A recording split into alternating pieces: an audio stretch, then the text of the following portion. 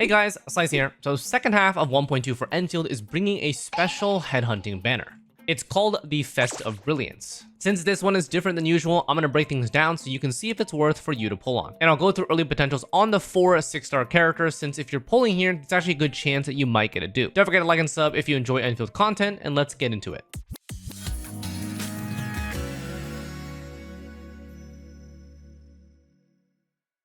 Alright, so first up, this banner has its own independent pity system. So previous limited character banner pity will not carry over to this. Those pity from those previous banners will carry to the next limited character banner, likely in 1.3. You can view this banner like its own special event where you can focus pull on specific 6-star characters. In this one, we have Pog, Gilberta, Lava, and Ardelia as our options. And with the specific gacha mechanics, they are similar but slightly different than usual. Every single pull is going to grant an extra bond quota on top of the quota usually provided on the duplicate characters that you pull. For a refresher, this is where the bond quota is usually spent. After 30 pulls, you'll get an extra 10 pull for this banner. This one does not count towards the guarantee or towards the special banner mechanics, which is normal for this type of 10 pull. And then after 60 pulls, you'll get a 10 basic headhunting permit, which is different than usual. Normally after 60 pulls on a limited banner, you get a limited 10 pull for the next banner. For this special one, it's just a 10 pull on the standard character banner. Not as good, obviously, but I think it's fine for this banner type design. And then at 120, gets you a 6-star selector that lets you choose one of the 4 operators for free. And then of course, 240 pulls will get you a bonus token, but I don't think most of you are aiming that far to begin with. If you are, you probably know what you want anyway. And then most importantly, I think the 6-star pity is at 80 pulls and will guarantee you one of the 4 6-stars that are on right up here at random. So if you do have 120 pulls to spend on this banner, you effectively get 2 6-stars of these 4 on the banner, with 1 that you select and 1 RNG. If you've been patient and waiting for this specific banner to target laevatain or gilberta, it's probably the best choice you'll ever have. Now, if you take a look, this banner works a bit better than normal. So on a limited character banner, if you get the rate up on your 80 pull 50-50, the 120 guarantee will disappear. But for this banner, it should stay and provide you a selector on top of what you already achieved. This also means that if you get multiple early 6-stars on this special banner, it won't ruin the 120 selector. So for this reason, I really recommend that you invest 120 pulls on this banner if you're interested in it to begin with. There's a good chance that you could get what you want and a possible potential 1 or multiple potential tokens if you're lucky. Now, obviously the trade-off for this special banner is the character selection is limited. These are old limited character reruns at best and standard characters at worst. I think from a recommendation perspective, Gilberta is probably the most sought after her supportive debuffs, and laevatain for waifu purposes or potential tokens, and especially as the first limited character that we got in this game. Pog and Ardelia will be less sought after, but still cool picks to get. Ardelia will be free for everyone, and then Pog is just a cool male standard character for physical teams. So if you do decide to commit 120 pulls on this banner, which is personally what I would recommend to guarantee the selector, you'll get this in total. Up to 120 extra bond quota for each pull, 10 extra pulls on the special banner, 10 standard pulls after doing 60, at least 1 RNG 6-star of the 4 from the 80 pity, and then finally 1 selector after 120 pulls. Now, if you don't have 120 pulls, but are still willing to hunt for your 80 pity, then you have a 25% chance to get the exact 6-star that you want. All right, so now let's go over the early pots for these characters. First up, Gilberta. So, P1. This one just extends her skill's effect radius, which is not really that great. P2. This one is quite good. This one doubles the art sus increase per stack.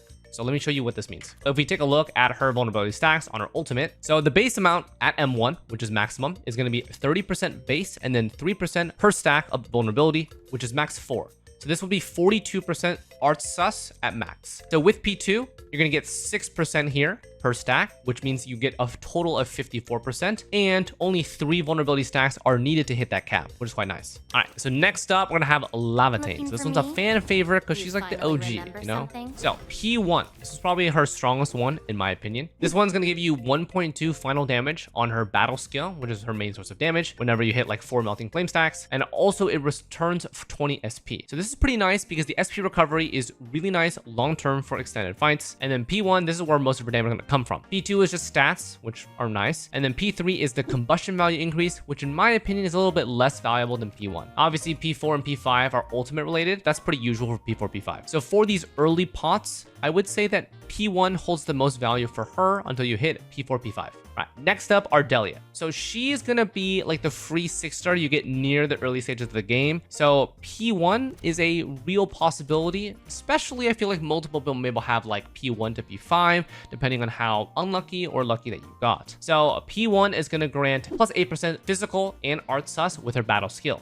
So this one doesn't look that good on paper, but let me break it down really quick. Her battle skill, which is the only ability that you really need to level, this one has a base of 16% art sus at rank 9, with going up to 17 and I think potentially 19 or 20% at M3, which is pretty nice. So P1 is a flat 8% increase. So this would be going from 16 to 24% sus. So that's going to be her highest value potential early on. And then P2 is going to be healing. And then P3 is going to be ultimate duration plus 1 second. The base duration is 3 seconds. So this is going to go to 4 seconds, which is not bad. All right. And finally, we're getting into Pogs. Pog is our physical daddy, I would say. I actually, unfortunately, have not really built him because there haven't been that many, I don't want to say meta, but like for the teams that I would use, since I focus on more of like the on-banner type of team comps, he hasn't really been the main focus for most of them. All right. Before potentials, right? He's mostly used in physical teams as an excellent sub DPS and SP generator. And I would say that all of his potentials are kind of average. They're effective utility improvements. They're not super insanely strong, but they're nice to have if you do have them. P1, I would say, is the most awkward because it requires 2 enemies for that 15 SP to be returned, which grants you no value on bosses, but it's quite good in just trash mob situations. P2 is going to be stats.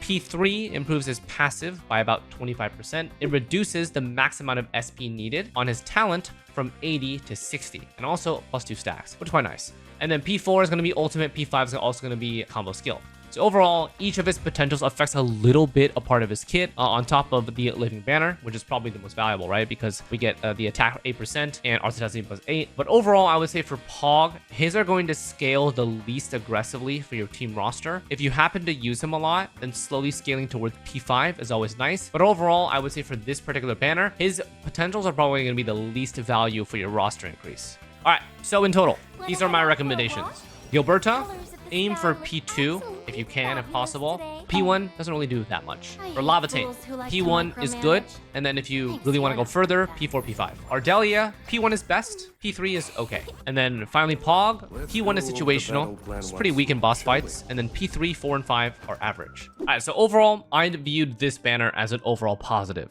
Having one Gilberta is the strongest supportive addition to your roster, and each of these units have pretty good early value for potentials. I would say since the game doesn't really push heavy incentives for potentials, aim for this banner if you don't have Lava or Gilberta, but want to pick up either of them up. And if given the way that this banner works, maybe we'll see it in the future for other characters, like future limited characters, because if we do see this happen a second time, then it could be like a recurring theme. And it also may be more worth down the line to save for rerun banners, because pulling on this generally looks more appealing than their base banner design because of that selector that you get that does not remove after your 80 pity. But yeah, that's gonna wrap up this humble banner review. Good luck if you're planning to pull. Thanks for watching, and we'll catch you on the next one.